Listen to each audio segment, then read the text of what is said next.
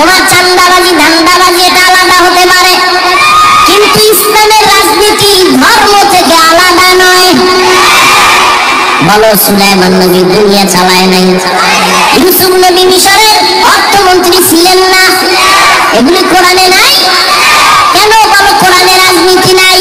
হ্যাঁ, চাঁদাবাজি আর ধান্দাবাজি নাই। তবে ইসলামে কি আছে জানোনি? ইসলামে আছে মালিক যেই প্লেটে খাবে গোলাম একই প্লেটে খাবে। কর্মচারী কাজ করবে, ঘাম ঝরার আগে বেতন দাও। আর চাঁদাবাজি ধান্দাবাজি রাজনীতির নিয়ম হলো বেতন পরে স্লোগান দিবি, পুলিশের ফিদা খাবি, এরপরে বেতন। তুমি এমন মনে করো কেন যে ইসলাম একটা দুর্বল?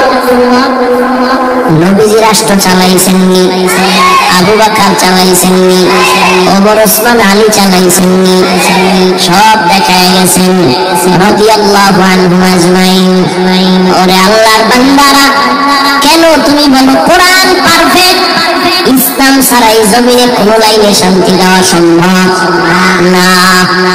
ইসলাম আসলে হিন্দুরাও নিরাপদ, বৌদ্ধরাও নিরাপদ, খ্রিস্টানেরাও নিরাপদ। কি কারণ ধরে কোনো জুলুম হবে না।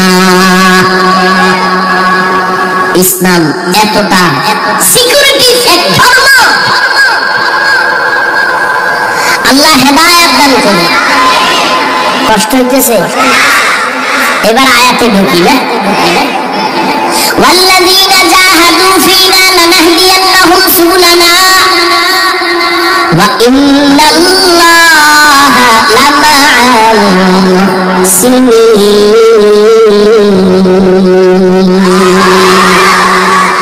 এটা তাফসীর লেখছে। কি লেখছে? তাফসীর।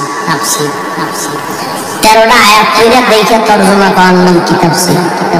হ্যাঁ, এক একটা শব্দের ব্যাখ্যা দিয়ে দিয়ে দিয়ে দিয়ে মানুষকে বোঝানো, এর নাম তাফসীর। এই যে হাদিস দিয়ে এতক্ষণ বয়ান করছি না, নিজের ছোট মনে করলে মর্যাদা বাড়াবে না। এটা কেমন বুঝাইছি না? কথা বল না কেন? এবার আয়াত নিয়ে ঢুকি। আল্লাহ কয় যারা চেষ্টা করে আমাকে পাওয়ার জন্য, আমি তার জন্য অনেক রাস্তা খুলে দেই।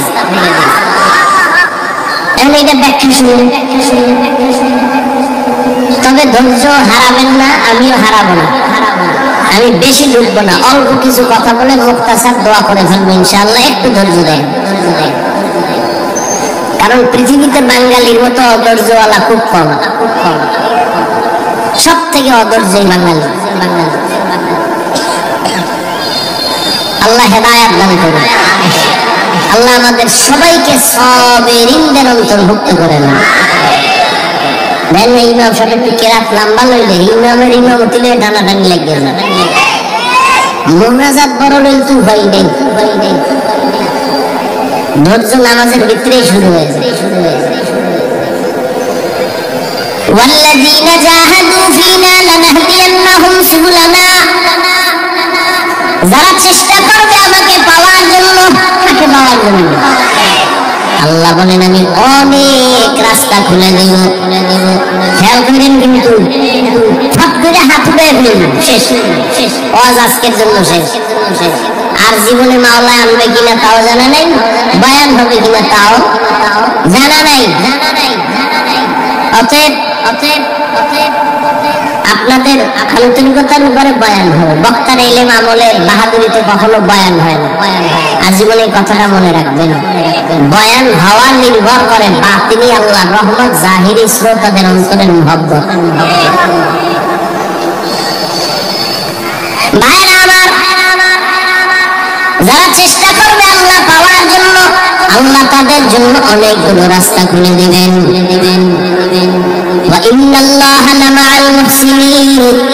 আল্লাহ বলেন আমি মুহসিন যারা তাদের সাথে থাকি। বিস্তারিত ব্যাখ্যা দেওয়ার সুযোগ নেই। ওয়াল্লাযীনা জাহাদু ফীনা লানাহদিয়ান্নাহুম সুবুলানা এক অংশ, এক আয়াতের এক এক অংশ সূরা আল-কাবুতের 69 নম্বর আয়াত। এই অংশে আল্লাহ কয় যারা চেষ্টা করবে আমি রাস্তা খুলব। অন্য আয়াতের শেষ ভাগে কয় যারা মুহসিন তাদের সাথেই থাকবো। প্রথম কথা দ্বিতীয় কথার সাথে কোনো মিল নাই। কেন মিল নাই? কেন মিল নাই এ নিয়ে কথা বললে তো অনেক বেড়ে যাবে। প্রথম কথা যারা আল্লাহ পাওয়ার চেষ্টা করে আমি তাদের জন্য রাস্তা খুলে দিই অনেক। দ্বিতীয় কথা আয়াতের শেষে যারা মুহসিন তাদের সাথেই থাকি আমি আল্লাহ। দুই কথা তো দুই লাইনে চলে গেল, কারণ কি? জানি না, বলতে পারেন কিনা, শুনতে থাকেন। প্রথম কথা হলো জান্নাতে যাওয়ার পদের ব্যাপারে নবীকে জিজ্ঞাসা করা হলো।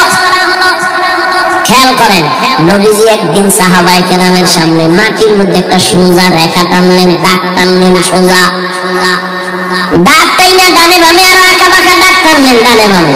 এইবার নবী কয় হাযা সিরাতি মুস্তাকিমান, এই যে সোজা পথ দেখা রেখা এটাই হলো জান্নাতে যাওয়ার সঠিক সহজ সরল পথ, নাম হলো সিরাতাল মুস্তাকিম।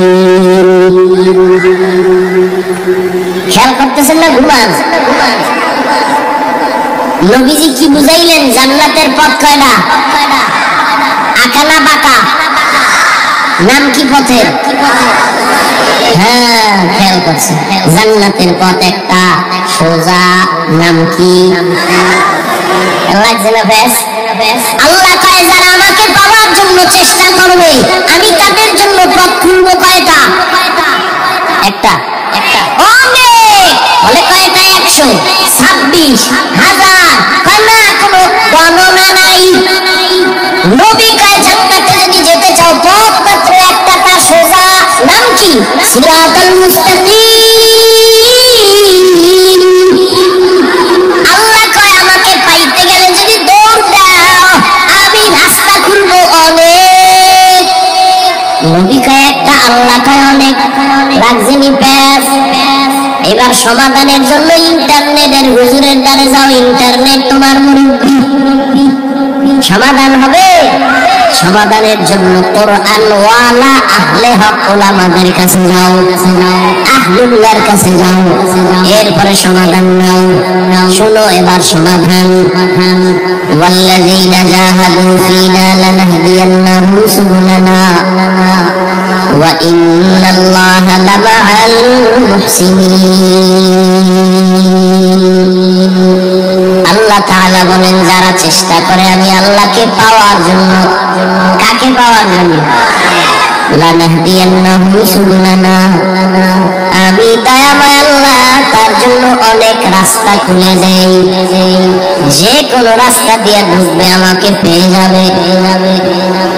ওয়া ইন্নাল্লাহা লামাআল মুহসিনিন, আর আমি আল্লাহ যারা মুহসিন তাদের সাথেই থাকি।